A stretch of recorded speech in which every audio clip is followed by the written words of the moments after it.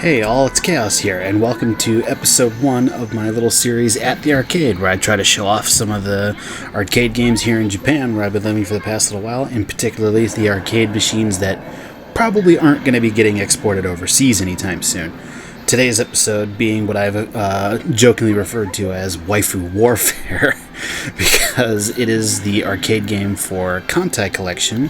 If you don't know that one, that's the one where the warships of World War II get reincarnated as anime girls because reasons. And they're fighting against demonic versions of the same kind of deal because reasons. It doesn't really make a whole lot of sense, but it's fun. This being the arcade version of that, obviously there's like the anime, they got manga, and then there's a web version that started first, and then the arcade one came later. I don't know if the web version is still running or not. I should probably look into that. But regardless, the arcade one is actually pretty easy to follow, and I do apologize about the bad angle at first. I was recording this on my phone just when I was at the arcade about a month or so ago, and I just never got around to, I forgot about that, yeah. So, because I'm recording over this later, so you can see there, one of the ships in my fleet just took a lot of damage, and obviously because it's an anime thing, yep. However, because that one that took a ton of damage there was a carrier, now I can't actually use it as a carrier for the rest of the mission. But anyway, pretty straightforward. You have, you assemble your fleet, you go out, and then you fight bad guys out on the high seas. Some missions can take longer than others because it is kind of random where some of the enemies spawn. Like sometimes you can spawn pretty close to the main boss one that you gotta defeat, like I just did with this one, or sometimes you gotta fight through like the entire level's worth of shit just to get to it, which can be annoying, but whatever.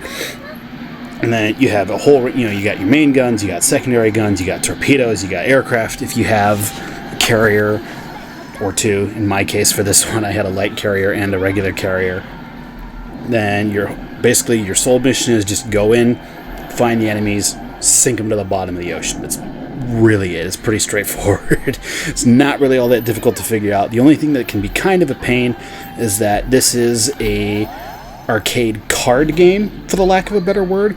Essentially, the gacha part of this game, which, yep, there's gacha. There's always a gacha. It's inescapable.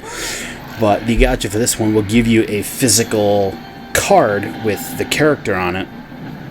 These are like little IC kind of cards that you will then put into the machine, hit a button to like scan the IC cards, and then it'll tell the machine which characters you actually have like ready to go, and then it'll let you use those ones in the missions, and then you level them up and you go from there. There's a whole bunch of other stuff you can do that, like if you get duplicates, you'll be given so-called blueprints, which you can then, if you get enough of them, either upgrade certain ships to like buff up their stats and whatnot, or you can convert them over to essentially re-roll into another gacha card, which I personally prefer to just kind of sit on them, because then, hey, upgrade's an upgrade. Even if all it is just a slight little damage in health up, that's fine by me. There is some strategy to it, because obviously you have like fleet composition, because you got like destroyers, light cruiser, heavy cruiser, light and heavy aircraft carriers, torpedo cruisers, battleships.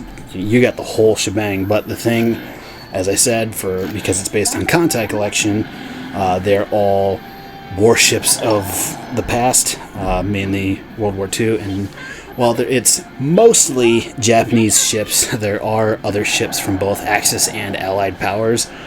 For example, from the German fleet, you can bring in the Bismarck, or from the US, you can bring in the USS Saratoga, you can bring in the HMS Ark Royal, and there's even a few like Italian and Russian ships that I can't remember off the top of my head. But while it is primarily Japanese ships, there are foreign flagged ships, because in the world of the game and the anime, like they're all working together to try to like save the world, blah blah blah. Although there was that recent season where they really weren't trying to hide the fact that it was a World War II thing. If I'm not going to spoil that one, but just the title alone will tell you that it was basically just rewriting World War II. Which, I mean, hey, it made a halfway decent story. Like, it wasn't like anything critical. It wasn't going to go winning any awards, but it was fun, and the game is fun. So I'll get to it in a little bit here, because there are controls to this, but it's pretty straightforward. You have your throttle, your fire button, and then your steering wheel.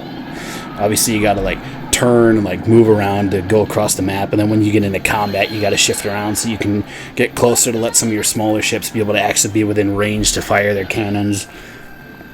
And then like the aircraft carriers, you got to like wait for the aircraft to be ready to go before you can launch them. You got to be close enough to use torpedoes, blah blah blah. There is a fair bit of strategy to it, but it's also pretty straightforward. Like, you don't even really need to be able to read any of it necessarily, and you could probably figure it out. And you can see right there the map that I just completed, because I completed it as quickly as I did, as well as just I recall correctly, that was the first time. If I were to do that mission again, I would have better odds of pulling a rare card, because, like I said, gotcha. And then the gotcha animation, you just kind of go through the hallway because you're the admiral of the fleets, and you're just returning to your office where your new recruit is going to be waiting for you. And I'll just kind of let this play for a second.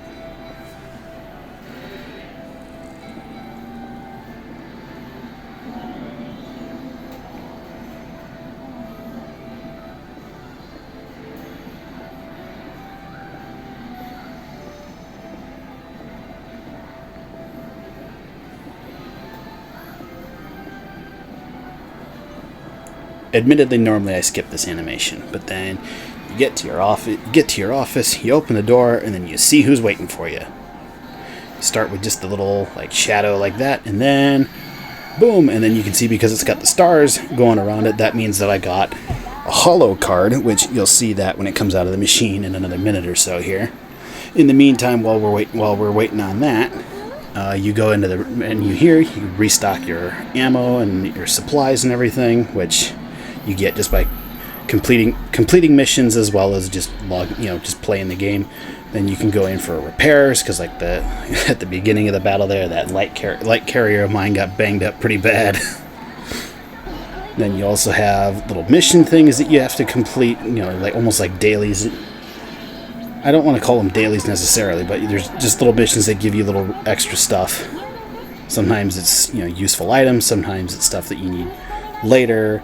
And then right there, my flagship is the Yamato. Yep, the Yamato. And then any second now.